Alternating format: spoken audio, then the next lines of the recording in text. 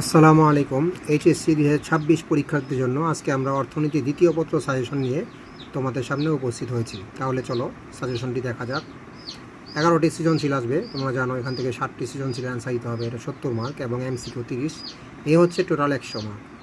তো অর্থনীতি দ্বিতীয় পত্রেও অধ্যায় আছে 10টি, এই 10টির থেকে 11টি সৃজনশীল আসবে। কোনো অধ্যায় থেকে একাধিক সৃজনশীল আসার চান্স আছে। তাহলে দেখি আমরা প্রথমে যে কোন অধ্যায়গুলো ইম্পর্টেন্ট। দেখো, অধ্যায় 1 বাংলাদেশের অর্থনীতি পরিচয়, এটা খুব ইম্পর্টেন্ট অধ্যায়। 2 নাম্বার বাংলাদেশের কৃষি, এটাও ইম্পর্টেন্ট। 3 নাম্বার বাংলাদেশের শিল্প, ইম্পর্টেন্ট। 4 নাম্বার জনসংখ্যা, মানব সম্পদ, আত্মকর্মসংস্থান, এটা বেশি ইম্পর্টেন্ট। 5 নাম্বার খাদ্য নিরাপত্তা, এটা মোটামুটি ইম্পর্টেন্ট। 6 নাম্বার অর্থায়ন, 7 নাম্বারটি ইম্পর্টেন্ট, 6 নাম্বার থেকে 7 নাম্বার বেশি ইম্পর্টেন্ট।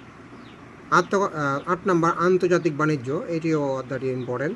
9 অধ্যায় সরকারি অর্থব্যবস্থা, উন্নয়ন পরিকল্পনা, এগুলি কম ইম্পর্টেন্ট। যেগুলি আমরা স্টার দিয়েছি এখান থেকে একাধিক সৃজনশীল আসার সম্ভাবনা সবচেয়ে বেশি। তাহলে এখানে সাজেশন হচ্ছে আমাদের 1 থেকে 5 অধ্যায় এবং 7, 8, তাহলে কয়টা হলো?